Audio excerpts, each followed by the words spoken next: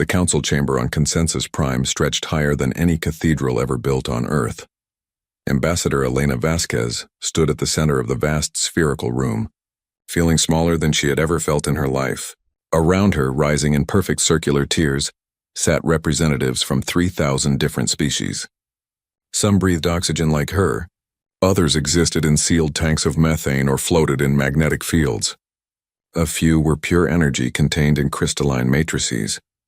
Elena wore her best uniform, deep blue with the emblem of United Earth gleaming on her chest. Her dark hair was pulled back in a tight bun. Her hands did not shake, though her heart hammered against her ribs. She had practiced her speech for months.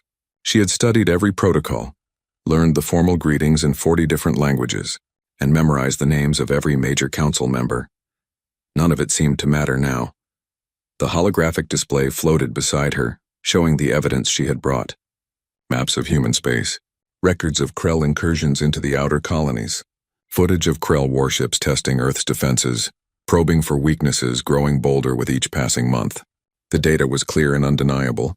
The Krell Dominion was preparing for war, and humanity was in their path. Honored members of the Galactic Council, Elena began, her voice steady despite everything. I come before you today to request intervention in accordance with Article 47 of the Consensus Accords. The Krell Dominion has violated the territorial sovereignty of United Earth on 17 separate occasions. They have fired upon civilian vessels. They have established military outposts in systems that fall within our recognized borders. We have exhausted all diplomatic channels. We have filed formal protests. We have requested mediation. All of our efforts have been ignored. She paused, looking around the chamber. Most of the delegates appeared bored. Some were engaged in side conversations, their various forms of communication creating a low hum throughout the space. Others seemed to be sleeping or whatever passed for sleep among their kind. The Krell ambassador sat in a section reserved for species that required high heat and low light. He was massive, nearly 3 meters tall even while seated. His scales were deep red, almost black, and his eyes glowed like molten gold. When Elena mentioned his people, those eyes fixed on her with something that might have been amusement. We are not asking for military aid, Elena continued. We are asking for the Council to enforce its own laws. We are asking for economic sanctions. We are asking for a diplomatic censure. We are asking the galactic community to stand by the principles it claims to uphold. She finished her presentation and stepped back. The holographic display faded. For a moment, there was silence. Then the laughter started. It began with the Krell ambassador. His laughter was a deep, rumbling sound that echoed through the chamber like distant thunder. Other delegates joined in. The insectoid hive chancellor clicked its mandibles together in a rapid pattern that Elena's translator rendered as mocking amusement. A delegation of small, furry creatures chittered and squeaked. Even some of the more dignified species allowed themselves small sounds of derision. Elena stood perfectly still, her face a mask of professional calm. Inside, anger burned hot and bright. The Arbiter called for order. The Arbiter was ancient beyond human comprehension. A being made of living crystal that sang when it spoke. Its voice filled the chamber, beautiful and cold. The delegate from Earth has concluded her petition, the Arbiter sang. The Council will now hear responses. The Lumini representative spoke first. The Lumini were beings of pure energy, and when they spoke, their words appeared as floating text in the air, translated instantly into every language. Humanity has been spacefaring for 247 standard years. They are infants on the cosmic scale. Their petition shows a fundamental misunderstanding of how the galactic community operates. Another delegate spoke up, this one from a water-based species whose name Elena could barely pronounce. Earth possesses 12 colony worlds and 43 outposts. This hardly constitutes an empire worth the Council's protection. Perhaps if humanity had chosen to develop peacefully instead of expanding so aggressively, they would not have attracted the Krell's attention. Elena's jaw tightened, but she said nothing. Protocol demanded she remain silent unless directly addressed. The Krell ambassador rose to his full imposing height. When he spoke, his voice was like grinding stone. The human ambassador speaks of violations and incursions. She shows us data and recordings, but she does not mention that human vessels have been found in Krell space on numerous occasions. She does not mention that humanity has rejected every offer of peaceful integration into the Dominion. The Krell seek only to bring order to a chaotic region of space. If humanity would accept our guidance, there would be no conflict. That is a lie, Elena said, the words out before she could stop them. The chamber fell silent. Speaking out of turn was a serious breach of protocol. The Arbiter's crystalline form pulsed with light. The Earth delegate will restrain herself. I apologize, Arbiter, Elena said, forcing the words out. But I cannot stand here while the Krell ambassador rewrites history. Humanity has rejected vassalage, not peace. There is a difference, the Krell ambassador laughed again.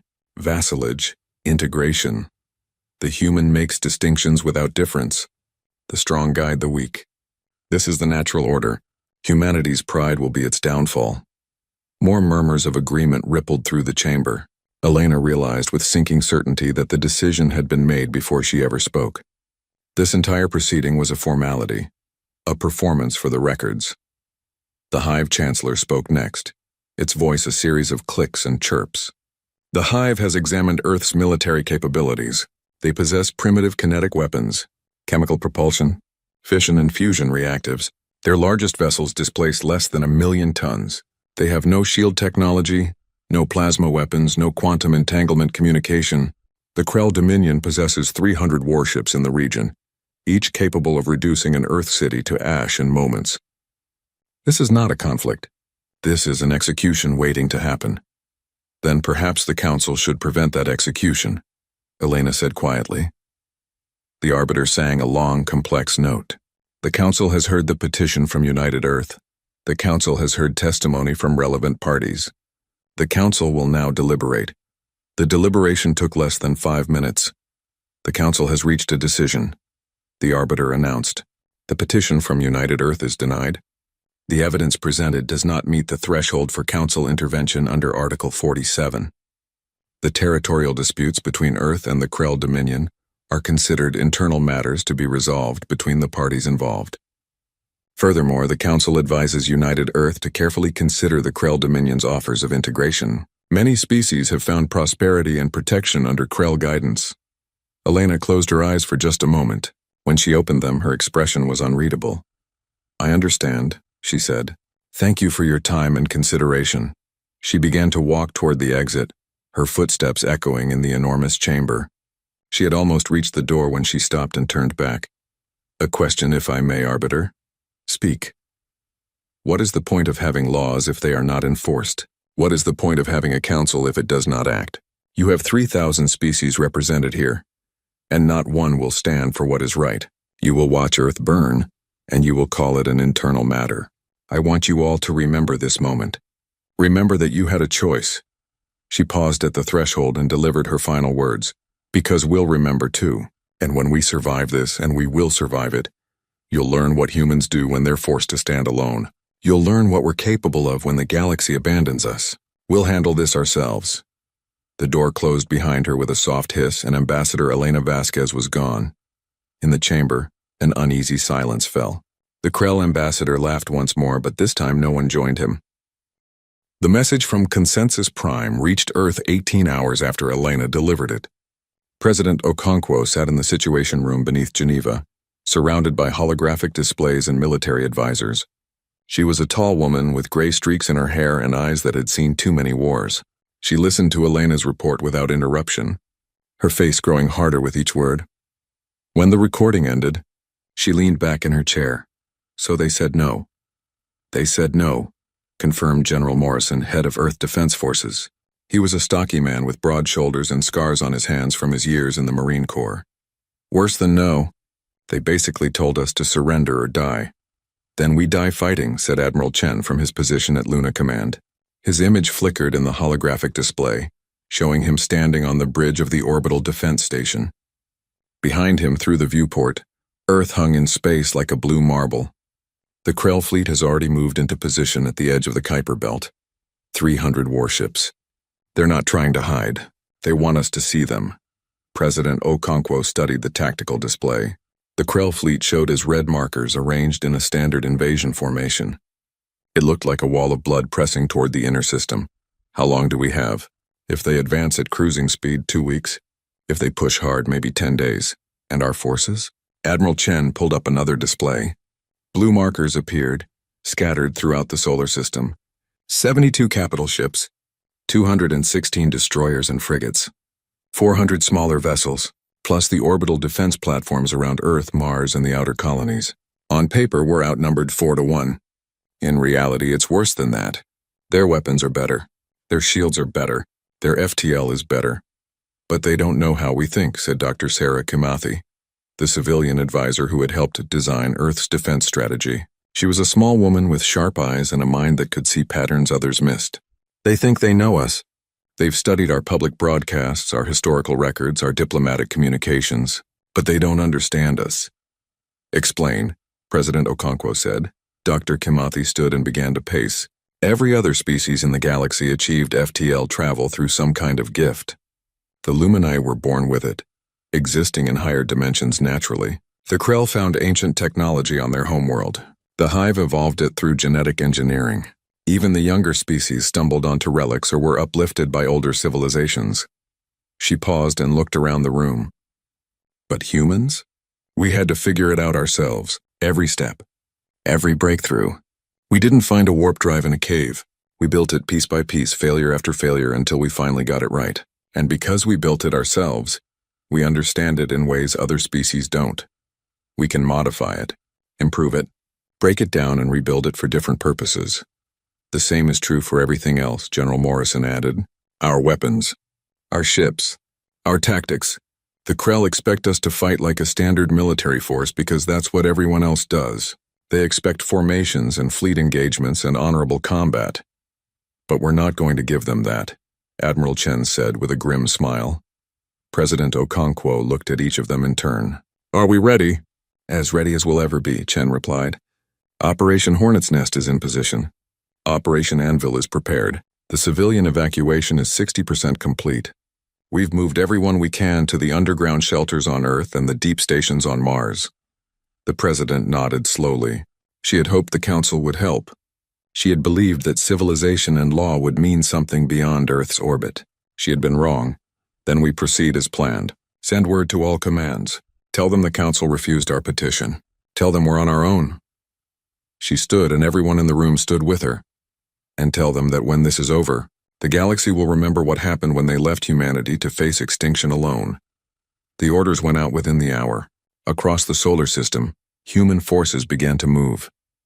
On Titan, engineering crews made final adjustments to the massive electromagnetic pulse generators hidden beneath the moon's icy surface. The project had taken 3 years and consumed a significant portion of Earth's military budget. Most people didn't even know it existed. At Neptune, Captain Maria Rodriguez commanded the destroyer Indomitable and a squadron of 20 ships. They were the outermost defenders, the first line that would meet the Krell advance. Her crew was young and scared, but they were ready. They had families on Earth, they had people they loved. They would not run. On Mars, factories worked around the clock producing ammunition. Not sophisticated plasma charges or quantum torpedoes, just simple old-fashioned bullets and missiles, millions of them. The Krell would laugh at such primitive weapons, right up until they discovered that primitive could still kill you. In the asteroid belt, mining vessels attached military-grade engines to carefully selected rocks. Each asteroid was positioned with precision, their trajectories calculated down to the centimeter. They looked like ordinary space debris. They were anything but. And on Earth itself, in bunkers and command centers and homes around the world, people watched the news and waited. They saw the footage of Ambassador Vasquez at the council. They heard her final words. They understood what was coming. There were no riots, no panic. Humanity had been preparing for this moment since they first reached the stars and realized they were not alone. Every child studied military history. Every citizen completed basic civil defense training. They had hoped it would never be necessary. But they had known it might be. The Krell sent their final ultimatum on the 7th day. It was broadcast across all frequencies, impossible to miss or ignore. People of Earth, this is Commander Vrath of the Krell Dominion. Your petition to the Galactic Council has been denied. Your situation is hopeless. We offer you one final chance for survival. Surrender unconditionally. Accept integration into the Dominion. Your military forces will be disbanded. Your weapons will be destroyed. Your government will be dissolved. In return, your lives will be spared. You will be assigned work details appropriate to your primitive skill level. Your children will be educated in proper Krell schools. In 3 generations, you will forget you were ever independent. There was a long pause. You have 24 hours to respond. If you refuse, we will advance. We will destroy your orbital defenses. We will burn your colonies. We will reduce Earth itself to ash and cinder. You cannot win. You cannot even hurt us. Surrender and live as servants. Fight and die as fools. Choose wisely. The transmission ended. Admiral Chen sent Earth's response 6 hours later. It was brief. Commander Vrath, this is Admiral James Chen of the United Earth Defense Forces. We have received your ultimatum. We have discussed it thoroughly. Our answer is no. If you want Earth, you'll have to come and take it. And we promise you this. We will make you pay for every meter of space. We will make you regret ever hearing the name of our world. You think you know humans. You think you understand us. You're wrong. Come closer, Commander. Come see what we're really like. The message was logged and transmitted. In the command center, someone started playing music over the speakers. It was old from centuries past, a song about standing firm and never surrendering. The crew began to sing along, their voices growing stronger with each verse. On the edge of the solar system, the Krell fleet began to advance. The war for humanity's survival had begun. The Krell fleet crossed into Neptune's orbit with flags flying and shields at maximum. Commander Vrath stood on the bridge of his flagship, the Eternal Dominion, and watched the tactical display with satisfaction. His ships moved in perfect formation, a demonstration of Krell superiority and discipline. Soon the humans would see this formation bearing down on their primitive homeworld, and they would understand the futility of resistance. Any sign of the human fleet? He asked his sensor officer. Scattered contacts, Commander. Small vessels. They appear to be retreating toward the inner system. Vrath's mouth curved in what might have been a smile, showing rows of sharp teeth. They run already, predictable, maintain formation. All ships proceed at 70% cruising speed. Let them run. Let them fear. But Captain Maria Rodriguez aboard the Indomitable was not running. She was positioning. Cut all engines, she ordered quietly. Drift protocol. Shut down everything except life support and passive sensors. I want us invisible. Her crew worked in silence, their movements practiced and efficient. One by one, the systems powered down. The ship went dark and cold, just another piece of debris floating in the vast emptiness of space. Around her, 20 other human ships did the same. The Krell fleet advanced. Their sensors swept the area, sophisticated instruments designed to detect energy signatures, heat blooms, anything that indicated active technology. They found nothing worth noting. Just rocks and ice and the background radiation of space. Contact ahead, the Krell sensor officer reported. Multiple objects. Metallic composition. Human minds, Vrath said dismissively. Scan them and prepare point defense. Primitive explosives will not penetrate our shields. The mines were exactly where Rodriguez had placed them 3 days ago. Thousands of them, spread across the Krell fleet's projected path. They were simple devices, barely more sophisticated than the naval mines humans had used in Earth's oceans centuries ago. No guidance systems, no active sensors, just magnetic triggers and kinetic impactors. The Krell scanners examined them and found exactly what they expected to find: crude, outdated technology. What they didn't find were the other mines, the ones with no metal in their construction, the ones made of ice and carbon fiber and shaped explosive charges, the ones that looked exactly like the millions of other ice chunks floating in the outer solar system. The first Krell ship hit a cluster of invisible mines at full cruising speed. The explosions tore through its forward shields, which had been calibrated to stop plasma and energy weapons. The kinetic impacts punched through the hull like hammers through paper. Atmosphere vented, crew died. The ship listed to one side, its engines sputtering. Then 6 more ships hit mines in rapid succession. Evasive maneuvers, Vrath roared. All ships scatter formation. But you cannot dodge what you cannot see. The Krell fleet spread out, and that only made things worse. More ships wandered into mine clusters. Some mines were linked together with thin cables, creating nets that wrapped around ships and detonated in sequence. Others were programmed to drift toward heat sources, so slow and cold that the Krell sensors never registered them as threats. By the time the fleet cleared the minefield, 30 ships were damaged or destroyed. The survivors regrouped, shields flickering, crews shaken. Report, Vrath demanded. We have cleared the immediate area, Commander. Casualty reports coming in now. 23 ships destroyed. 7 ships heavily damaged and requesting support. Wrath's claws dug into his command chair. 30 ships, lost to mines. Simple, primitive mines. It was humiliating. Where is the human fleet? Find them now. No contacts, Commander. They have gone to silent running. Without active emissions, they could be anywhere. Wrath forced himself to think. The humans were trying to slow him down, to whittle away at his forces. They could not win a direct engagement, so they resorted to tricks and ambushes. Cowardly tactics, dishonorable but effective. Resume advance, he ordered. Half speed. All ships maintain maximum sensor sweep. Ready all point defense systems. The next time the humans show themselves, we will crush them. The fleet moved forward more cautiously now. They scanned every piece of debris, every ice chunk, every irregularity in space. Their sensors ran hot, pushing maximum range, which meant they never noticed the human ships that had been drifting silently for hours, their heat signatures masked by the cold of space, their emissions reduced to nothing. Rodriguez watched the Krell fleet pass within 10,000 kilometers of her position. She could see the ships clearly now, massive and powerful, their hulls decorated with the red and gold of the Krell Dominion. All ships, she transmitted on the tightest possible beam, barely more than a whisper. Mark your targets. Prepare to light up on my signal. Remember, we only get one shot at this. Make it count. Her crew worked in silence. Weapons came online. Targeting solutions appeared. The Indomitable's main railgun charged, a weapon so simple it was almost laughable. Just electromagnetic coils accelerating a chunk of tungsten to a significant fraction of light speed. No guidance. No sophisticated tracking. Just point and shoot and hope your aim was good. But Rodriguez's aim was very good. Fire. 21 ships opened fire simultaneously. Railgun slugs, missiles, and nuclear-tipped torpedoes streaked toward the Krell fleet. The Krell shields, designed to deflect energy weapons, barely slowed the solid projectiles. Tungsten rods punched through hulls. Missiles detonated against exposed engine sections. Nuclear warheads, crude and dirty and unbelievably effective, exploded in brilliant flashes of light and radiation. The Krell fleet reeled.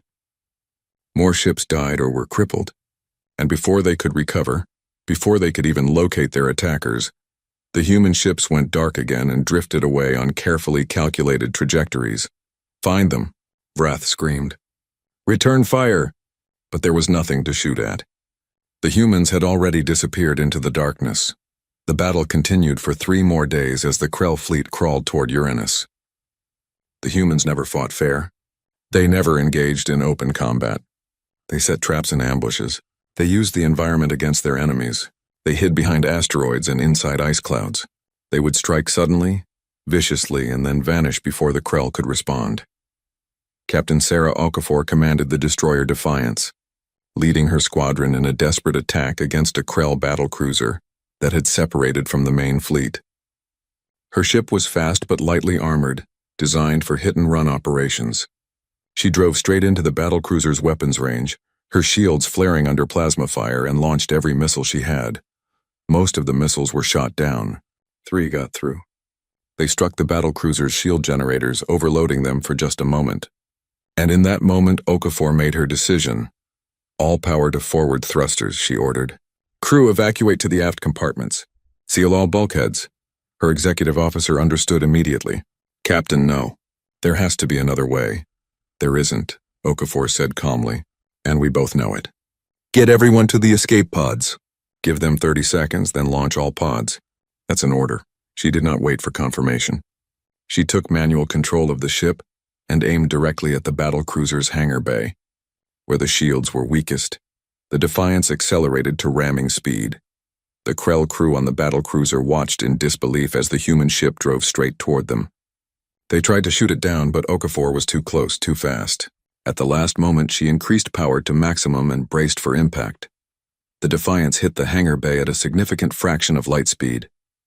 The impact tore through bulkheads and crushed crew compartments. The ship's fusion reactor, already damaged and unstable, went critical. Okafor had time for one final thought before the explosion. Her children on Earth would be proud. The blast ripped through the battlecruiser from the inside. The ship broke in half, atmosphere and debris spilling into space. Over 2,000 Krell died in seconds. Throughout the fleet, the Krell warriors watched in shock. The humans had sacrificed an entire ship and its crew for a single kill. It was insane. It was wasteful. It was terrifying.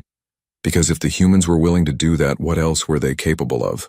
By the time the Krell fleet reached Jupiter's orbit, they had lost 70 ships. Nearly a quarter of their invasion force destroyed by an enemy they could barely see, using weapons that should not have worked. Commander Vrath stared at his tactical display and felt something he had not felt in decades of warfare. Doubt. But he pushed it aside. He still had overwhelming force. He still had superior technology. The humans had merely been lucky, catching his fleet in a moment of overconfidence. It would not happen again. All ships, he ordered. Prepare for final advance. We will regroup at Jupiter, repair our damaged vessels, and then proceed to Earth. Maximum military protocol. No more surprises. His sensor officer looked up from his console, his expression confused.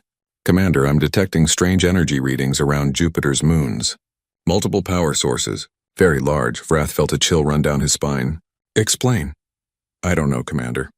The signatures don't match any known weapons system. It's almost like the electromagnetic pulse hit them like the fist of an angry god. Every sophisticated system in the Krell fleet died simultaneously. The lights went out. The shields collapsed. The weapons powered down. Even the gravity generators failed, leaving crews floating. The electromagnetic pulse that erupted from Jupiter's magnetosphere was not like any weapon the Krell had encountered before. It was not precise or elegant. It was a hammer blow of raw electromagnetic force, amplified by the massive generators hidden in the Galilean moons and channeled through Jupiter's own magnetic field. For 3 years, human engineers had worked in secret on those generators. They had studied Jupiter's natural electromagnetic properties. They had run simulations. They had built backup systems and redundancies.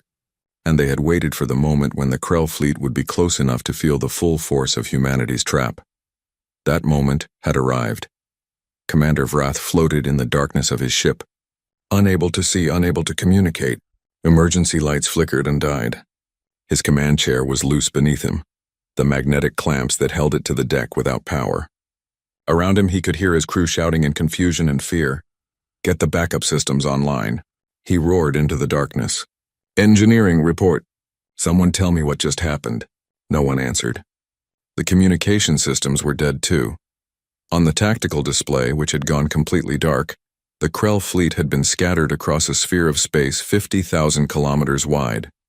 230 ships hanging helpless in the void. Their weapons were offline. Their shields were gone. Their navigation computers had crashed. Their artificial gravity had failed. Even their basic sensors were scrambled, showing nothing but static and false readings. The Krell ships were not destroyed, but they might as well have been. They were sitting targets, blind and defenseless.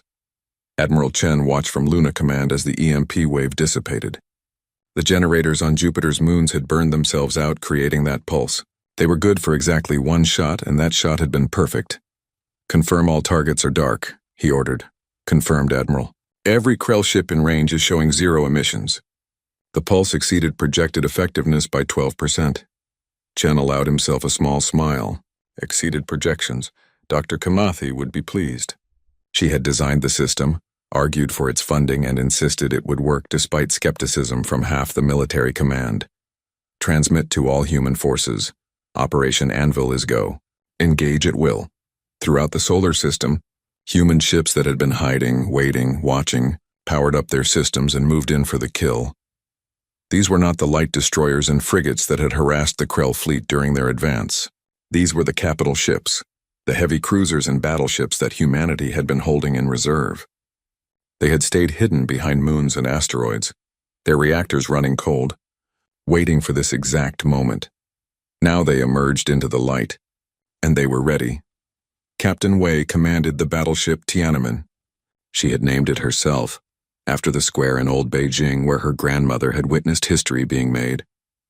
The ship was massive by human standards, displacing nearly 2 million tons, carrying enough firepower to level a city. Against the Krell's superior technology, it had been outmatched. But now with the Krell ships floating helpless in space, the odds had changed dramatically. Target the lead battlecruiser, Wei ordered. Full broadside. Fire when ready. The Tiananmen's weapons came alive. Railguns fired tungsten slugs the size of buses. Missile tubes launched salvos of nuclear-tipped warheads. Laser batteries, primitive compared to Krell plasma weapons but perfectly functional, carved into exposed hull plating. The Krell battlecruiser tried to respond. Its crew scrambled in the darkness, attempting to restart systems manually. But Krell technology was sophisticated, interconnected, dependent on computer systems and AI assistance. Without power, without their networks, the Krell warriors found themselves unable to operate their own ships. Human technology was different. Human ships had manual backups for nearly everything. Human crews were trained to operate without computers. When your civilization built every piece of technology from scratch through trial and error, you learned to make things simple, redundant, and fixable with basic tools. The Krell battlecruiser died without firing a single shot in response. Its hull ruptured. Its atmosphere vented. Its reactor went critical and exploded in a flash of blue-white light. "Next target," Wei said calmly. "Port battery, focus fire on the cruiser at bearing 270. Around Jupiter, the slaughter continued. Human ships moved methodically from target to target. Some Krell vessels managed to get partial power restored, their shields flickering back to life, their weapons charging. But by then it was too late. The human forces were already among them, too close for shields to be effective, firing at point-blank range. The Krell warriors fought with desperate courage. Some crews managed to restore enough power to maneuver. Some even managed to fire back, their plasma weapons tearing into human ships. The destroyer Valiant took a direct hit and broke apart. The cruiser Amsterdam lost its forward section and had to retreat. But for every human ship damaged, 3 Krell vessels were destroyed. Commander Vrath finally managed to restore partial power to his flagship systems. His command display flickered to life, showing a scene of carnage. Red markers everywhere. Ships destroyed, ships damaged, ships broadcasting surrender signals. Surrender signals. His warriors were giving up. "No," he growled. "No, we are Krell, we do not surrender." He tried to contact his fleet, but communication was still spotty. He managed to reach perhaps a quarter of his ships. "All vessels, this is Commander Vrath, disengage and retreat. Fall back to the outer system. We regroup and—" "There is no retreat, Commander." The voice came from his communication console. It was speaking in perfect Krell, but the accent was unmistakably human. "This is Admiral Chen of the United Earth Defense Forces. Commander Vrath, your fleet is destroyed. Over 100 of your ships are gone. The rest are damaged and scattered. You have 2 options. Surrender now, and your remaining crews will be treated according to the rules of war. Or continue fighting and we will destroy every single ship you have left." Vrath's claws dug into his command chair. "You dare to offer terms? You dare to demand surrender from the Krell Dominion?" "I dare, Commander. 'Cause right now I hold all the power. Your ships are floating targets. My ships are fully operational. This battle is over. Accept that. The Dominion will send another fleet," Vrath snarled. "You have won nothing. You have only delayed your extinction." "Maybe," Chen admitted, "but today, right now, we won. You came to our home with overwhelming force. You threatened to burn our world and enslave our people. You expected us to roll over and die. And instead, we beat you. Remember that when you report back to your superiors. Remember what happened when the Krell Dominion tried to conquer humanity." There was a long silence. Vrath looked at his tactical display. At the red markers. At the destroyed ships. At the warriors who had followed him into battle and would never go home. "What are your terms?" he asked finally, the words like acid in his mouth. "All remaining Krell vessels will power down their weapons and surrender control to human boarding parties. Your crews will be detained temporarily and then returned to Krell space with a message. Earth is not for conquest. Any future aggression will be met with the same response. Your commanders wanted to see what humans are capable of. Now you know." Vrath closed his eyes. He had failed. He had led his fleet to disaster. He had underestimated the humans in every possible way. The shame would follow him for the rest of his life, if his superiors even allowed him to live. "The fleet will comply," he said quietly. "I order all remaining ships to stand down and accept boarding." The battle is over, the transmission ended. Throughout the Krell fleet, ships powered down their weapons. Hatches opened to admit human boarding parties. Warriors who had expected an easy victory found themselves prisoners of the species they had intended to enslave. On Luna Command, Admiral Chen watched the last Krell ship surrender. Around him, the command staff erupted in cheers. They had won. Against impossible odds, against superior technology, against an enemy that should have crushed them, humanity had won. But Chen did not celebrate. He thought about the ships they had lost, the crews who had sacrificed themselves, Captain Okafor ramming her destroyer into that battlecruiser, Rodriguez and her squadron, half of whom had not survived the fighting near Neptune. Thousands of men and women who had given their lives to defend their home. The victory had been bought with blood and sacrifice. It would not be forgotten. "Get me a channel to President Okonkwo," he ordered, "and then get me Ambassador Vasquez. Tell her it's time to go back to Consensus Prime. We have a message to deliver." Within hours, the news spread throughout the solar system. Earth had defeated the Krell Dominion. The invasion had been repelled. Humanity had stood alone against a superior force and emerged victorious. And across the galaxy, on thousands of worlds, species who had dismissed humanity as primitive and weak began to reconsider their assumptions. The small blue planet in the outer spiral arm of the galaxy had proven to be more dangerous than anyone had imagined. The Galactic Council had refused to help Earth in its hour of need. Soon they would learn the consequences of that decision. Ambassador Elena Vasquez walked into the Galactic Council chamber for the second time in 3 months. This time she did not walk alone. Admiral James Chen walked beside her, wearing his full dress uniform with ribbons and decorations earned in the battle for Earth. Behind them came a small delegation of Earth's finest, scientists, diplomats, and military officers. They had not requested permission to enter. They had not filed the proper forms. They had simply arrived at Consensus Prime and walked through the doors as if they owned the place. The chamber fell silent as Elena made her way to the center of the floor. The same 3,000 species sat in their tiered seats, watching with expressions ranging from curiosity to shock to barely concealed hostility. The Krell ambassador's seat was empty. His government had recalled him in disgrace, and no replacement had yet been appointed. The arbiter's crystalline form pulsed with light. "Ambassador Vasquez, you were not scheduled to address this council. The proper protocols require, with respect." "Arbiter," Elena interrupted, her voice calm and clear. "Humanity no longer concerns itself with your protocols." A wave of murmuring swept through the chamber. No one interrupted the arbiter. "It simply was not done," Elena continued as if she had not noticed the reaction. 3 months ago, I stood in this chamber and begged for help. I showed you evidence of Krell aggression. I cited your own laws and treaties. I asked you to enforce the rules you claim to value. Do you remember what you did?" She looked around the chamber, meeting the eyes of delegates who had laughed at her. "You laughed. You dismissed us as infants. You told us to accept vassalage or face extinction. The Lumini representative called us children. The Hive Chancellor mocked our primitive weapons. Even those who might have been sympathetic chose to remain silent.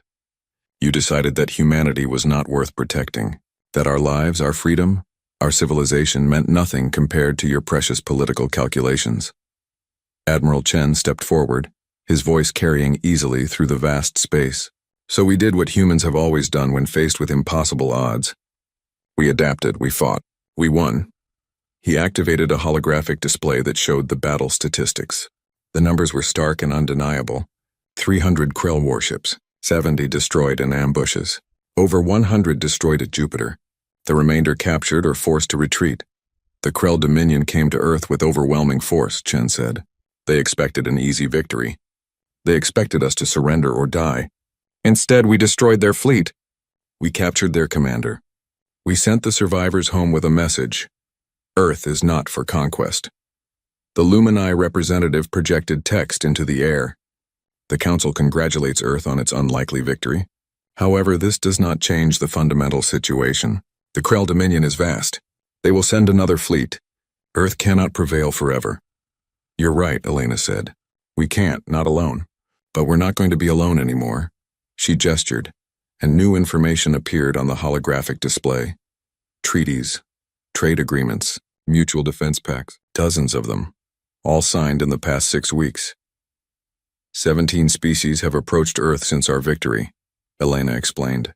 17 species who are tired of being ignored by the Council, tired of being dominated by larger powers, tired of living in fear while you debate protocols and procedures. They want what we offered them, a partnership of equals. Not vassalage, not tribute, partnership. Dr. Kamathi stepped forward, her small frame somehow commanding attention. We're calling it the Terran Alliance. Any species can join, regardless of size or technological level. The only requirements are mutual defense and mutual respect. We protect each other. We trade freely. We share technology and knowledge. And we don't answer to anyone but ourselves. The chamber erupted in noise. Delegates shouted questions. Some argued. Some protested. The arbiter sang a long, complex note that demanded silence, but it took several minutes before order was restored. This is unacceptable, declared a delegate from one of the larger empires. Earth cannot simply create its own alliance. This destabilizes the entire galactic order. What order? Elena shot back. The order where the strong dominate the weak? The order where might makes right? The order where species like ours are expected to bow down or die? If that's your order, then yes, we're destabilizing it. And we're proud to do so. Admiral Chen added. The Terran Alliance already controls a significant volume of space. Our combined military forces, while not as large as the major powers, are substantial. And we've shared Earth's defensive strategies with our allies. The tactics that defeated the Krell will be adopted throughout the Alliance. Any empire that tries to expand through conquest will find us ready. The Hive Chancellor clicked forward. The Krell will not accept this humiliation. They will return in greater force. Earth and its allies will be destroyed. Maybe, Chen acknowledged, but they'll pay a heavy price. And every species in the galaxy will see that price. They'll see what happens when someone tries to conquer humanity.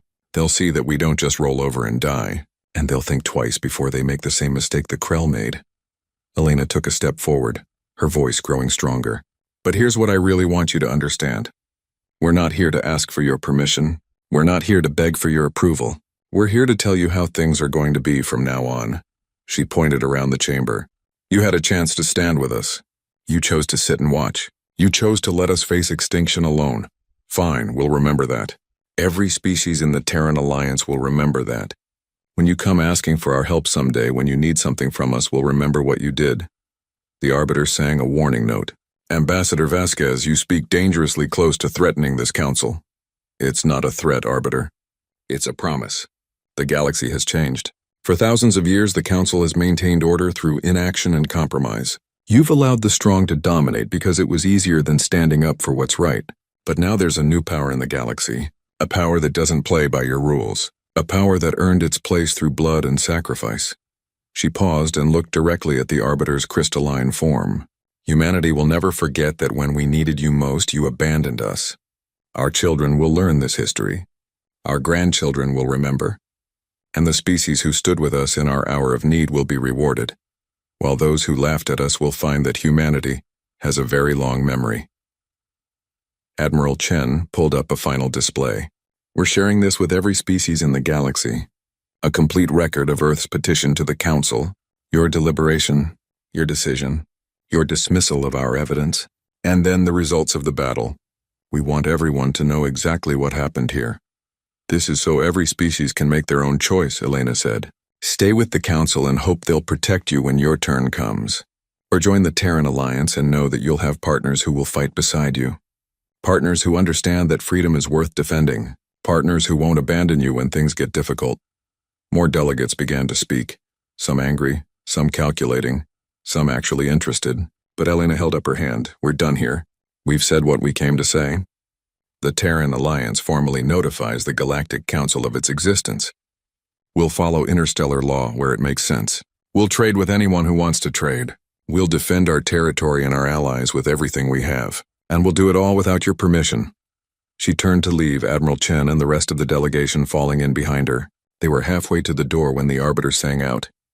Ambassador Vasquez, what if the Council decides that the Terran Alliance is a threat? What if we decide to take action against Earth and its allies? Elena stopped and looked back. For the first time since entering the chamber, she smiled. It was not a friendly smile. Then you'll learn the same lesson the Krell learned, Arbiter. You'll learn what humans are capable of when someone threatens our home. You'll learn why you should have stood with us when you had the chance.